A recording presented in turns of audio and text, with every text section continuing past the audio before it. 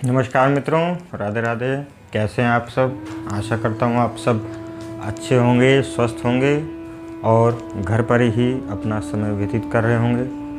दोस्तों, आज बात करने वाले हैं विषय पर जिसको जानकर शायद आपको हैरानी होगी कि भारत में आज से 5200 वर्ष पहले ही टेस्ट ट्यूब बेबी का पहला प्रयोग किया गया था, जो बहुत ही सफल रहा था।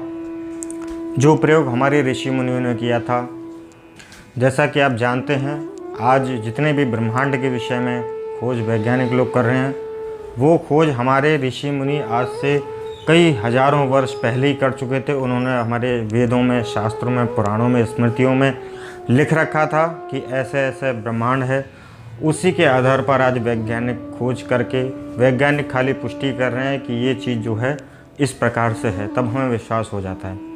लेकिन जो बात हमारे पुराणों में लिखी हुई है, शास्त्रों में लिखी हुई है, उस बात पर लोग विश्वास नहीं करते हैं। लेकिन अब धीरे धीरे उन बातों पर लोग विश्वास करना शुरू कर दिया है, क्योंकि जब साइंस किसी भी चीज़ पे, विज्ञान अपनी मोहर लगा देता है, तो वो बात प्रमाणिक हो जाती है और उसको सिद्ध माना जाता है। तो चलिए आपको बताते हैं कि आज से 5200 साल पहले कैसे टेस्ट ट्यूब बेबी का पहला प्रयोग हुआ था और वो सफल हुआ था, हमारे ऋषि मुनियों ने किया था। तो मित्रों, ये बात है आज से 5200 वर्ष पूर्व द्वापर युग की। द्वापर युग में आप सभी जानते हैं धृतराष्ट्र और गांधारी को। धृतराष्ट्र और गांधारी को कोई पुत्र नहीं था, बहुत परेशान थे, अनेकों यज्ञ करवाए, अनुष्ठान करवाए। जब बहुत यज्ञ अनुष्ठान से उनके कोई पुत्र उत्पन्न नहीं हुआ, फिर उन्होंने वेद व्यास जी का आह्वान किया। वेद व्यास जी वहाँ पर आए, उन्होंने आशीर्वाद दिया और आशीर्वाद के फलस्वरूप गांधारी जो है गर्भवती हुई। समय व्यतीत होता चला गया। आमतौर पर प्रायः जो है 9 महीने में गर्भ बालक उत्पन्न होता है, लेकिन उस समय 2 वर्ष हो चुके थे। गांधारी बहुत परेशान हो चुकी थी। गुस्से में आकर गांधारी ने एक दिन अपने पेट पे जो है वो जोर से घूसा मारा, जिससे उनका गर्भ जो है गिर गया। वेद व्यास जी महाराज ने जैसे ही गर्भ गिरने की सूचना वेद व्यास जी को महाराज को मिली, उन्होंने अपनी दिव्य दृष्टि से देखा और दिव्य दृष्टि से देखकर तुरंत जो है वो गांधारी के पास आए और गांधारी से कहने लगे, गांधारी तुमने ये क्या किया? गांधारी ने बताया कि प्रभु मैं परेशान हो गई थी, 2 वर्ष हो गए थे और अभी तक पुत्र उत्पन्न नहीं हुआ। गुस्से में आकर मैंने जो है गर्भ गिरा दिया और व्यास जी से क्षमा मांगने लगी। तो आपको पता है ऋषि मुनि जो है बहुत कोमल के हृदय के होते हैं। वेद व्यास जी ने, महाराज ने गांधारी से कहा कि जो भी गर्भ का बालक था उसे मंगाया, वो मरा हुआ था। और वेद व्यास जी महाराज ने 100 घड़े मंगाए, जिसमें गांधारी से कहा कि सारे घड़ों में घी भरवा दिया जाए। वैसा ही गांधारी ने किया, 100 घड़े मंगवाए और सभी में घी भरवा दिया गया। वह वेद व्यास जी महाराज ने उस भ्रूण के, जो वो गांधारी का गर्भ में बालक था, उसके 100 टुकड़े कराए, छोटे छोटे, अंगुष्ठ मात्र। उसमें लिखा है कि अंगुष्ठ के अग्रभाग के बराबर छोटे छोटे 100 टुकड़े कराए और उनको एक एक टुकड़े को एक एक घड़े में रख दिया और सारे घड़ों का मुंह बंद करके और वहाँ पर एक महल में रखवा दिया गया। और वेद व्यास जी महाराज ने कहा कि जब तक मैं न बोलूँ तब तक इन घड़ों को आप नहीं खोलना।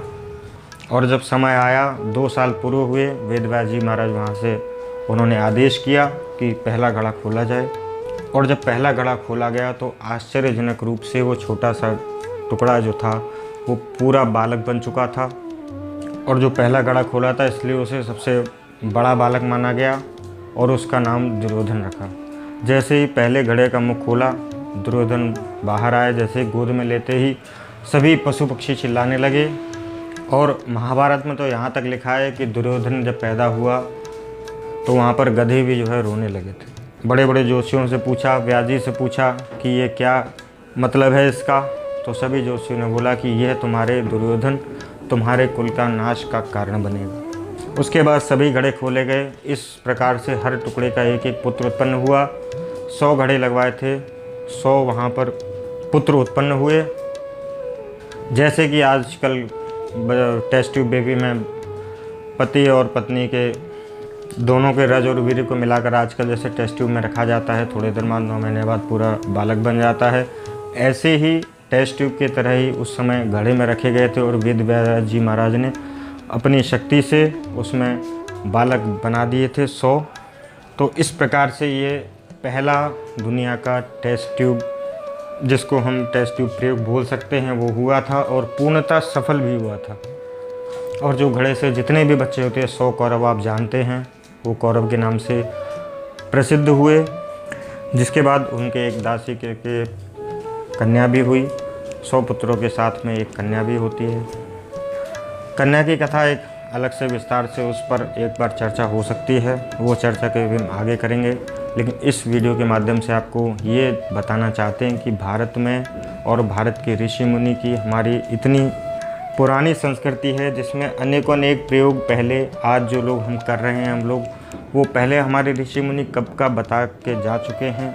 उसी के आधार पर यदि हम आज चलते रहते हैं तो स्वाभाविक रूप से हम दुनिया में आज अपना एक अलग स्थान बना सकते हैं। तो इस प्रकार से आज से 5200 साल पहले वेद व्यास जी महाराज ने गांधारी के 100 पुत्र हैं उनको एक घड़े में रख के और उसमें घी भरवा के 100 संतानें पैदा हुई थी। इसके बाद की कथा आपको सबको मालूम ही है। कौरव पांडवों का युद्ध हुआ जिसमें सभी कौरव मारे गए और पांडवों की विजय हुई। तो मित्रों, आज के लिए बस इतना ही। जानकारी अच्छी लगे तो लाइक शेयर कमेंट करना ना भूलें और हमारे चैनल वैदिक कल्चर को सब्सक्राइब करना बिल्कुल भी ना भूलें, क्योंकि इसी प्रकार से सनातन संस्कृति से जुड़ी जानकारी हम आप तक पहुंचाते रहते हैं। चैनल सब्सक्राइब करके बेल नोटिफिकेशन ऑन कर दें, जिससे आने वाली वीडियो की जानकारी आपको आसानी से प्राप्त हो सके। धन्यवाद, नमस्कार, राधे राधे, जय हिंद, वंदे मातरम।